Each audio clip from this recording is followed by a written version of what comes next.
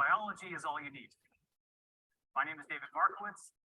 I'm a biotechnologist and a computational scientist at IARPA, where I run a large portfolio, high-risk, high-reward research programs, interface between biology and computing. IARPA's mission is to deliver transformational capabilities to the national security community. As you can imagine, a major focus of our work is on next-generation computing technologies, such as quantum computing, cryogenic computing, and neuromorphic computing. And I'm here today to show you that the key to addressing some of our most urgent scaling challenges in data storage and computing may come from an unlikely source: biology. I'll be talking about two topics that are going to sound like science fiction: storing exabytes of data in DNA and reverse engineering neural circuits in the brain to guide next generation computing architecture development. Even if you're skeptical that biology has any value to offer for computing, stick with me, because I think you'll be inspired by what's now possible at the interface between biology and engineering.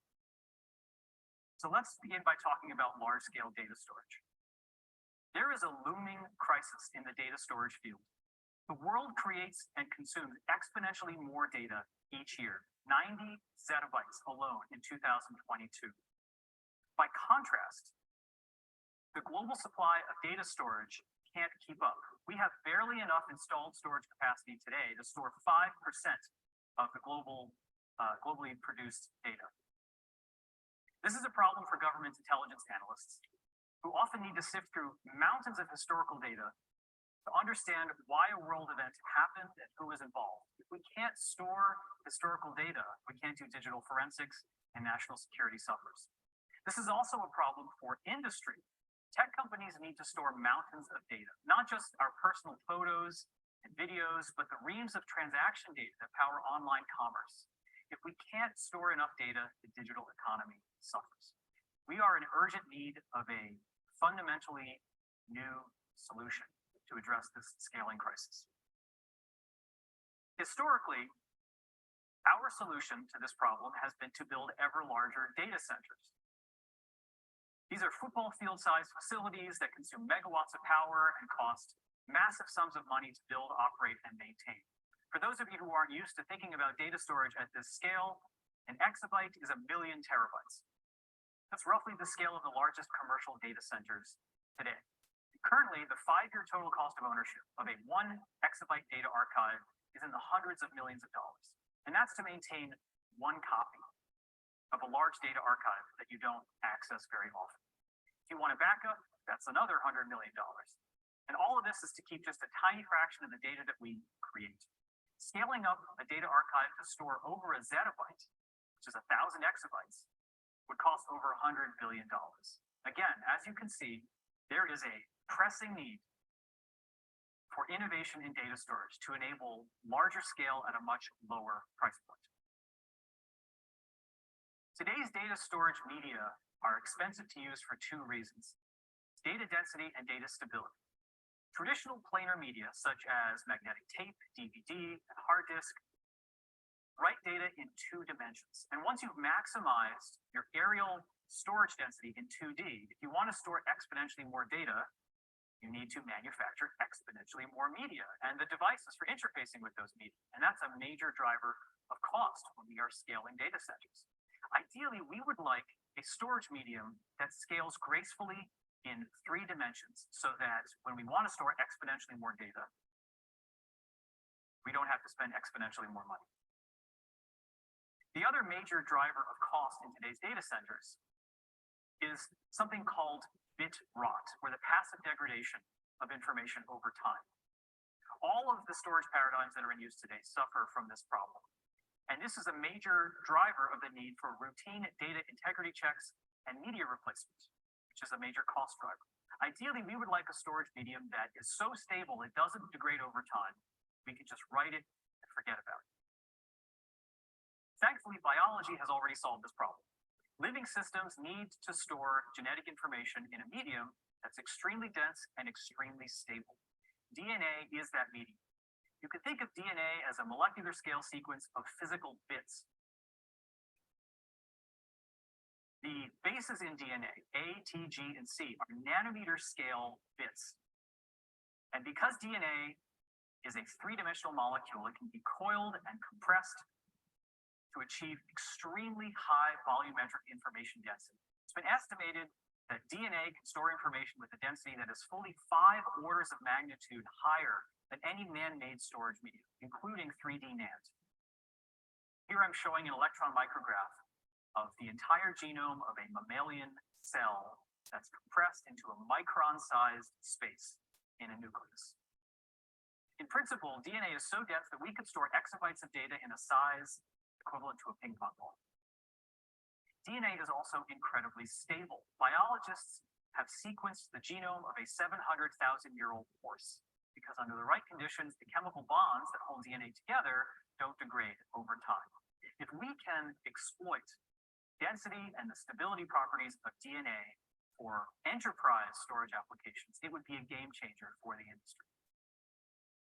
For those of you who don't know, DNA data storage is actually a pretty vibrant research field, as well as a nascent industry, which I'll be telling you about in a moment. The steps involved in storing and retrieving information from DNA are pretty straightforward. I'm showing you a diagram here. We start with binary data that encode files that we would like to write. Using a special codec, we convert binary to the letters that make up DNA, A, T, G, and C. And then we use special DNA synthesis technologies to grow new strands of DNA that encode those sequence of letters that we encoded in the previous step. We can then collect that into ultra-dense droplets that are very tiny and store that for arbitrary amounts of time, 10 years, even 100 years. When we want to retrieve information, we retrieve the droplet that's of interest, pop the DNA into a sequencer and read out the sequence of letters. And then in the final step, we can use our codec to convert the letters of DNA back to binary. To date, the largest published DNA data archive is about 200 megabytes. This was a milestone achievement for this research field, besting previous efforts by at least an order of magnitude. But for archival storage applications at the enterprise scale, this isn't quite enough to be compelling, to show that this technology is ready for prime time. And the reasons for this, that we're still operating at this scale, is because of the cost and the throughput of DNA synthesis and sequencing technologies. Using today's synthesis approaches, it costs $100,000 to write a gigabyte of data to DNA, and about $500 per gigabyte to read it back out. Clearly, this is not economical for large-scale enterprise data storage, especially when you want to move to the exabyte regime. At IARPA, I helped design and launch the Molecular Information Storage, or MIST program, to overcome these and other challenges. This is a moonshot effort to deliver revolutionary capabilities by bridging disciplines, in this case, the tools of the semiconductor and biotechnology industries. Our goal at IARPA is by 2025 to make DNA data storage scalable, economical, and practical for enterprise archival use. And I put some of our specific quantitative targets up on this slide. We're moving from systems that can only write about 20 megabytes of data to DNA in a single run today to systems that can write a terabyte of data per run. We're dropping the cost of DNA synthesis from $100,000 per gigabyte to $1 per gigabyte. And we want to demonstrate all of this on an end-to-end workflow that works on a tabletop. These will be about 4 orders of magnitude improvements in scale and reduction in cost relative to conventional technologies.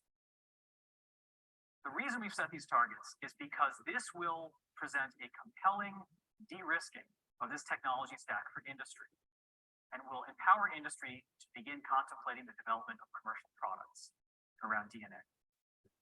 The vision of the MIST program is to make it possible to shrink an exabyte scale data center down to a tabletop form factor, something that you can just plug into a wall outlet, write your data quickly, easily, forget about it, with the additional benefit of scalability beyond the capabilities of today's storage paradigms.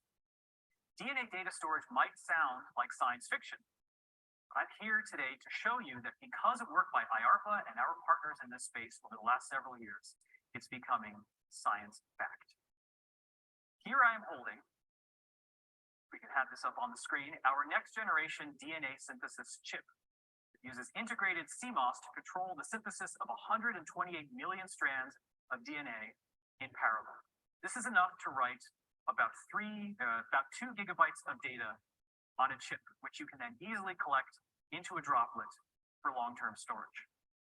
All the control electronics, if you can come back to the slide, all the control electronics for operating this chip comfortably fits on a tabletop, and it only costs about $100 per run. That is a several order of magnitude improvement on the state of the art from when we started this program.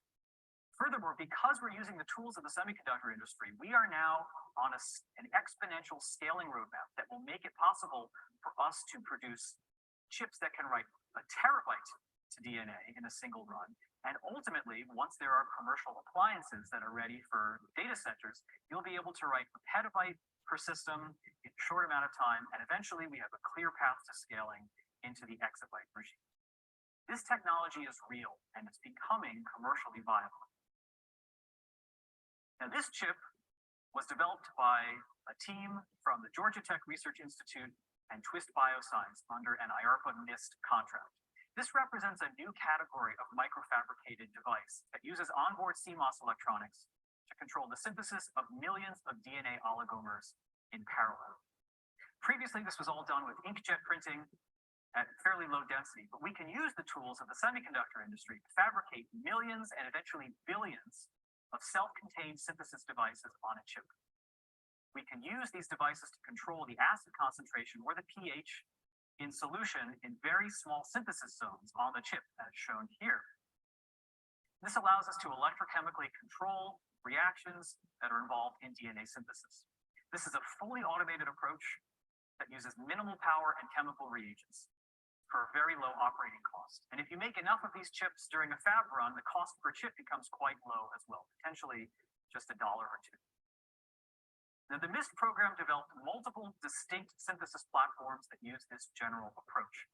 Our second platform was developed by a team from the Broad Institute, the Harvard Center for Nanoscale Systems, and DNAscript.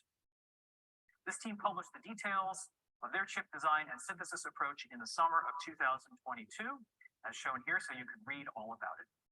Together, these platforms show that IARPA has cultivated an ecosystem of multiple new DNA synthesis technologies that can support data storage in the future.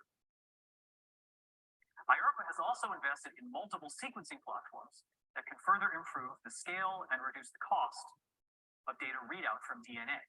One of our approaches adapts an existing commercial instrument to support DNA data storage. This is an Illumina MiSeq DNA sequencer behind me that's been modified to read spatially structured information directly from our DNA synthesis chips. And this allows us to read data with orders of magnitude higher throughput and lower cost than conventional DNA sequencing for life sciences applications. IARPA has also funded an early stage commercial platform that's designed to work with droplet-based archives. This is a CMOS chip from a startup called Roswell Biotechnologies that has the potential to enable very high throughput DNA sequencing for storage applications using a different technology. Now, these are just two options for DNA readout, however. There's a rapidly growing ecosystem of sequencing technologies that can be used to support data storage applications. It's important to note that DNA synthesis and sequencing methods have some unique error modes relative to existing data storage paradigms. For any given DNA sequence, we have to contend with base substitutions, insertions, and deletions as shown here, such that the per base error rate might be 5% overall. We also need robustness to erasures of whole DNA sequences, which might not get synthesized in the first place, or may get lost during sequencing. This may sound daunting, but we can overcome these problems by adapting error-correcting codes from the storage industry. DNA storage requires a coding framework that's matched to the storage media and is robust to the error modes of the write and the read channels. IARPA and our partners on the MIST program at Los Alamos National Laboratory have developed a novel codec that uses Reed-Solomon erasure coding to allow for tunable robustness to any channel error model for DNA storage. This is an open source tool. You can go to the GitHub page and review the documentation and use it for yourself today.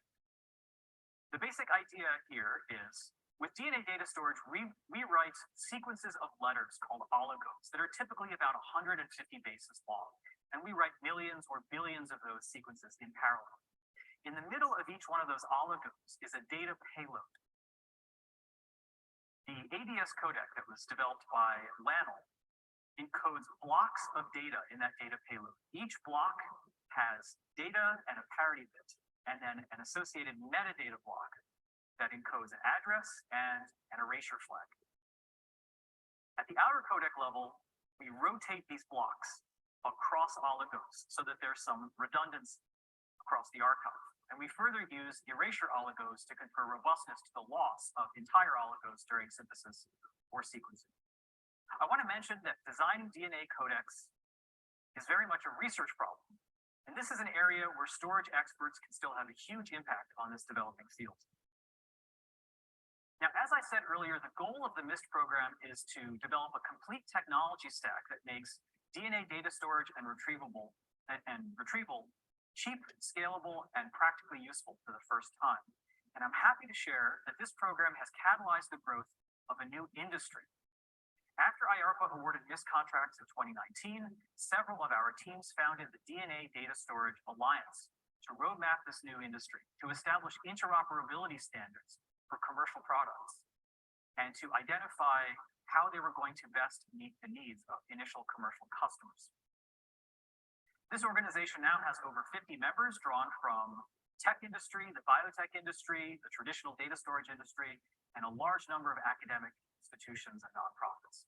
Collectively, this ecosystem is spending hundreds of millions of dollars to roadmap commercial products, and that is separate from the US government's investments in this space. They are working to develop commercial products that can be installed in data centers within the next 2 to 3 years. And we believe there will be demand for archival DNA storage appliances in data centers once you look at the economics of data storage at large scale. In this bar chart, the yellow bars in the middle of each plot show the cost of DNA archival storage once we can get the cost of synthesis down to about $100 per terabyte. And as you can see here, once we hit that price point, DNA storage becomes more economically attractive for long-term 10-year plus archival storage than existing paradigms, magnetic tape and archival storage in the cloud using glacier approaches. So we expect there will be demand for this once we can achieve that particular price point. To conclude this part of the talk, it's been said that innovation happens at the interface between disciplines, and DNA data storage provides the case study of exactly that. IARPA deconstructed the pain points of enterprise data storage and determined that biology had already solved these problems. We invested in bridging semiconductor and biotechnology industries to produce devices that will allow us to write and read DNA at scale and for low cost. And now we have a rapidly maturing industry. And IARPA expects that in the next few years, we're going to see the first archival DNA storage appliances in data centers. And eventually, this will empower all of humanity to keep all of the world's data cheaply and compactly in DNA. Now let's switch gears and talk about how biology can help us solve a foundational problem in computing. I talked about the storage crisis in part 1, and now I'm going to talk about a looming crisis in the field of AI. We have seen an impressive improvement in the capabilities of artificial intelligence systems over the last decade. And the leading edge of these advances are the largest models, which have been growing exponentially in size. In 2022, the largest model was a language model with 540 billion parameters. The cost of training this can be measured in billions of petaflops. The problem that we face are that the resource requirements for training our largest AI models have become truly extreme. This 500 billion parameter model required 6,000 custom processors running in a data center with megawatts of power. If if you were to train, it's been estimated that if you were to train this model in the commercial cloud, which is broadly available to everybody, it would cost on the order of $10 million to train this model. And the carbon footprint would be equivalent to about 200 US homes per year.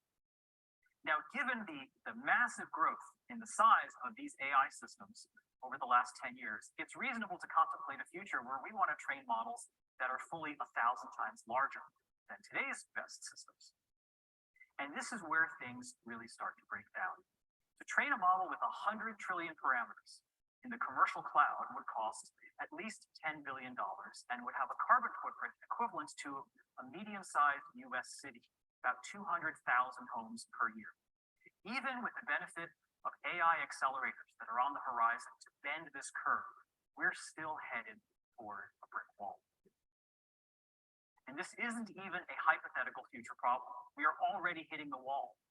There are several recent articles from 2022 that indicate power is already a bottleneck for data centers. In the United States and Europe, there just isn't enough power to build out new data center capacity. Where there is power, it's forcing difficult trade-offs between building new housing or new data centers.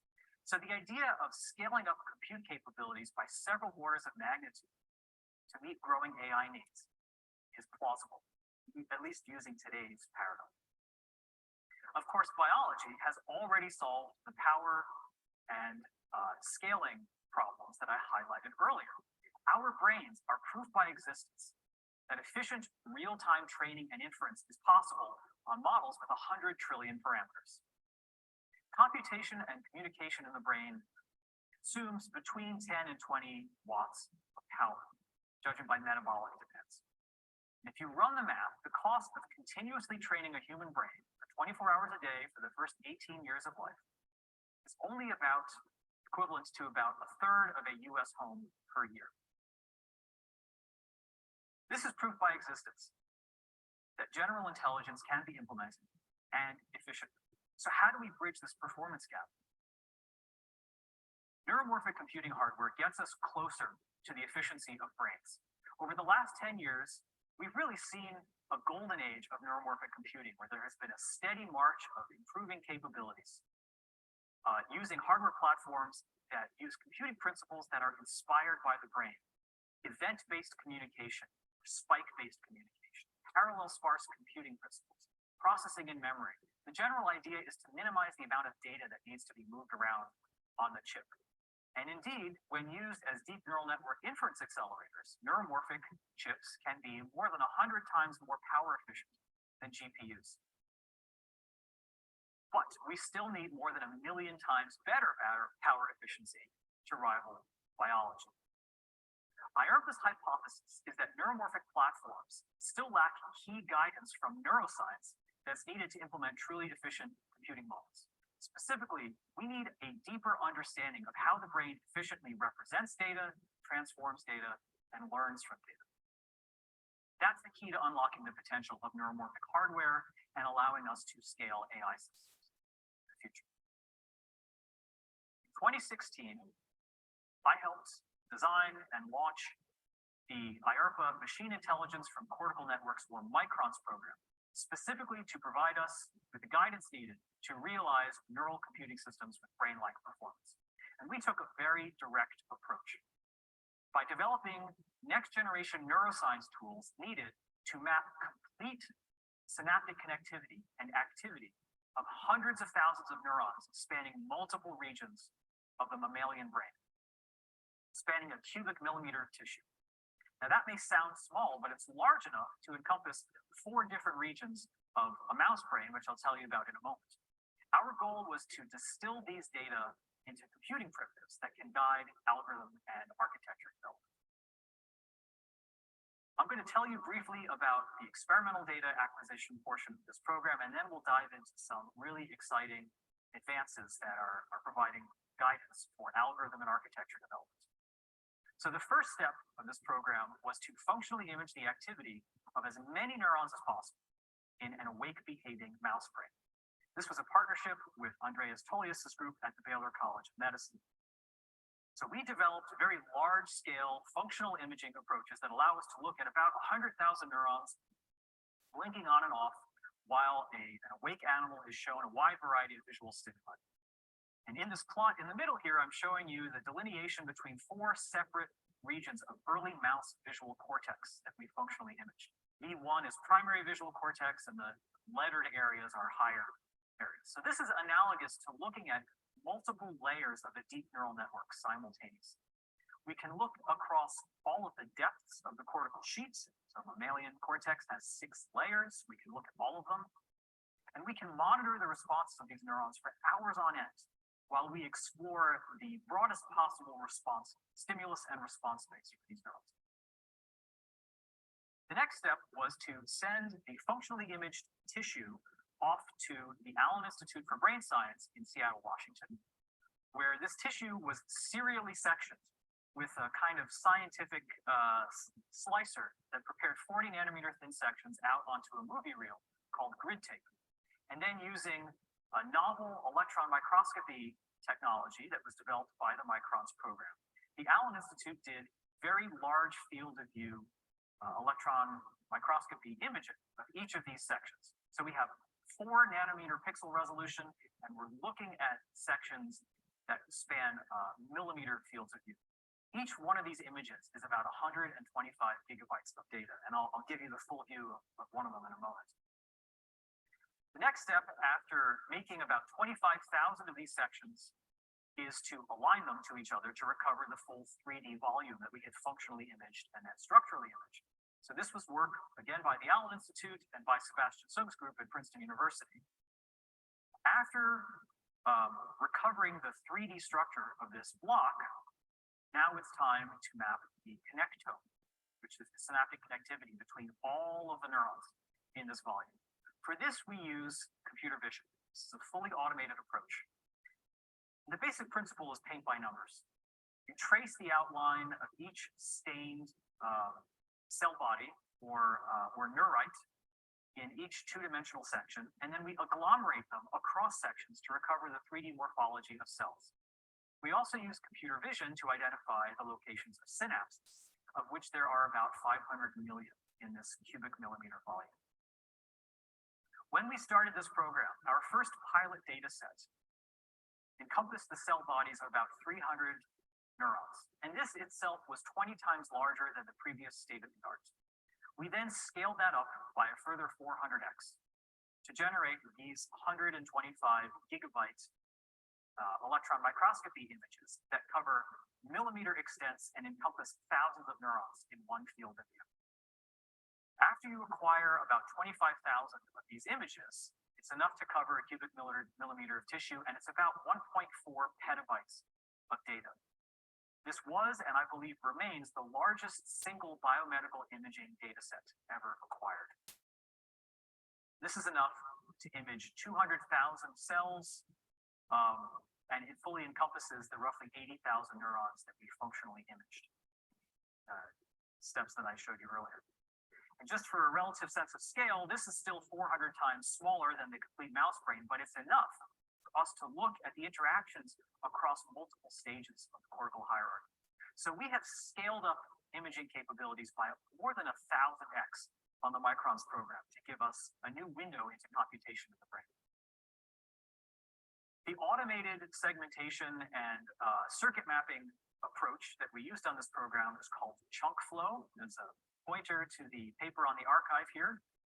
I'm showing some of the steps from ChunkFlow here to highlight that this is a high-performance computing problem. When you use automated computer vision techniques applied to a petabyte-scale data set, it's a truly massive computational burden. So to process the Microns data required 3,000 GPUs running full bore for several days at a time. It produced several petabytes of intermediate data. This is an example of how we are using high-performance computing to drive advances in neuroscience so that we can use neuroscience to drive further advances in high-performance computing. It's a virtuous cycle we're creating on the Microns program. Once you have automatically segmented each of these images, this is what it looks like. And I'm showing you a couple of detailed views to give you a sense for the millions of processes that need to be traced in just one of these images. After you agglomerate all of the traced sections to recover the 3D structure of neurons, this is what you get.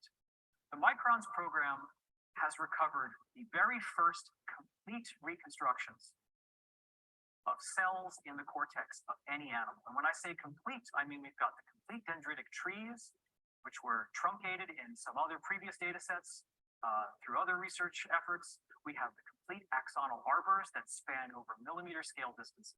And so we now have the ability to densely map all connections in this volume of tissue.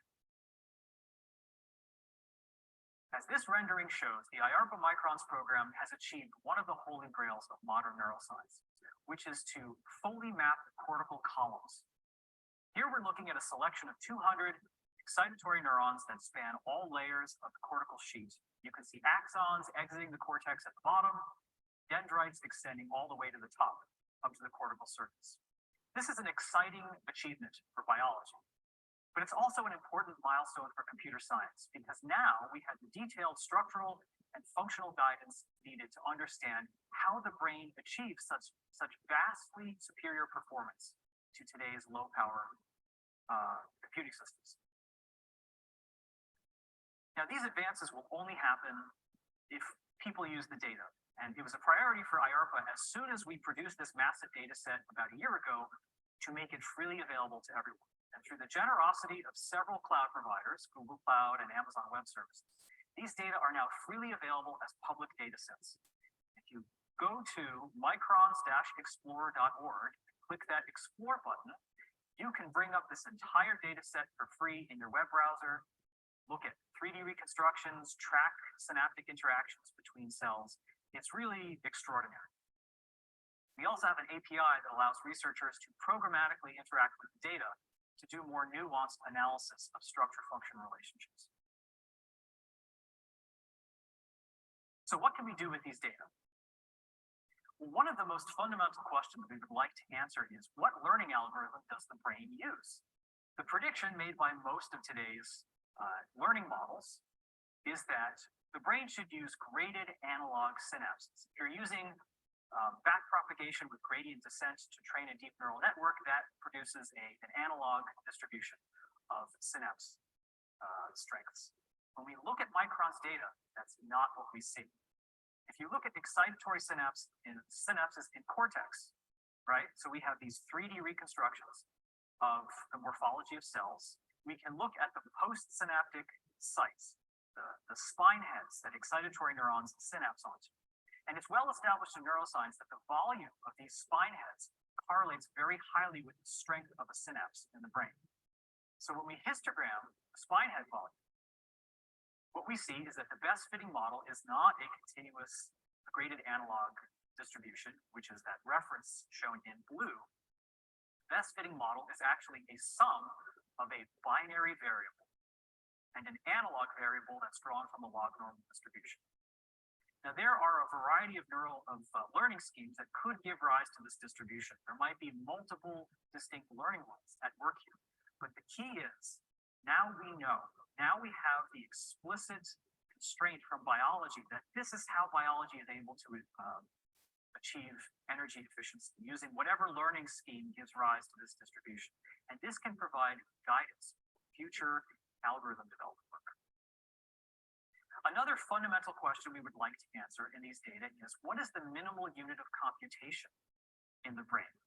If you think about how neurons are modeled in deep neural networks and in neuromorphic hardware, typically they use a single compartment model that takes a weighted sum of its synaptic inputs, applies a nonlinearity, and then sends the signal off to another location. By contrast, we know that neurons in the brain have very complex morphology, and they receive synapses onto every part of their morphology.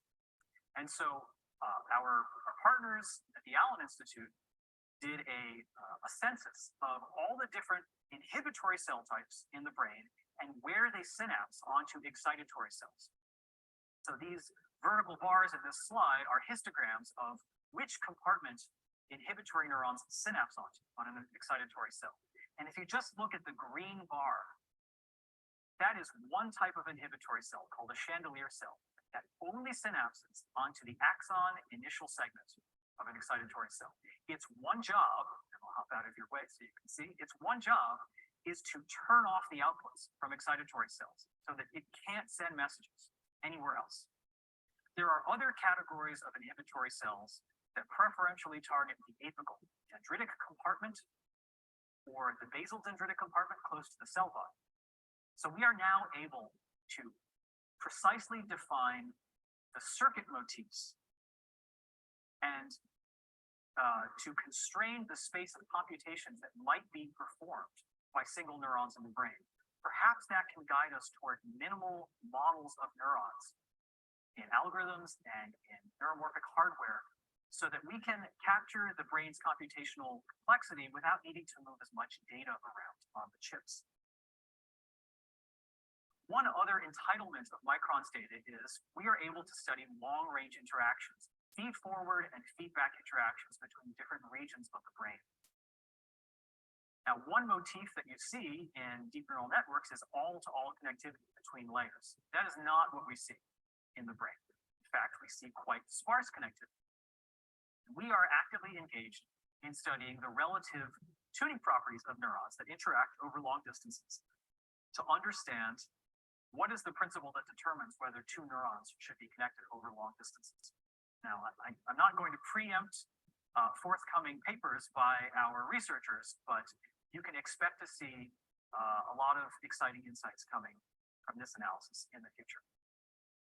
Just to conclude this portion of the talk, historically, the field of machine learning has progressed through the work of brilliant people and lots of trial and error building models, and this has gotten us pretty far. But it's clear that a paradigm shift is needed to deliver models and hardware that approach the performance of the human brain.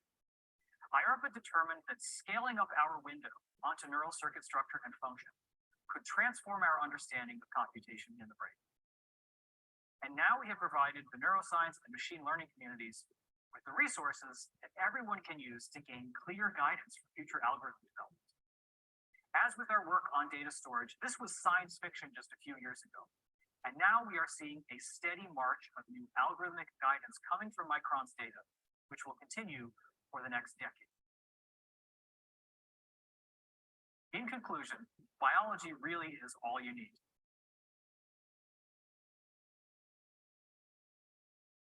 We've worked very hard at IARPA to understand where we can get guidance for solving some of our most pressing scalability challenges in storage and computing.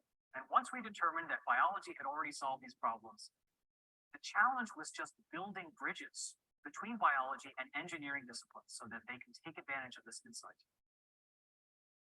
I've worked very hard throughout the last 8 years that I've spent at IARPA developing new technologies and cultivating communities that bridge biology, engineering, and computer science.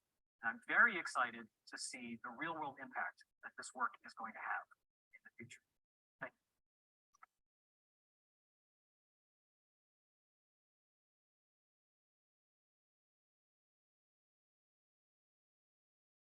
Very exciting, Todd.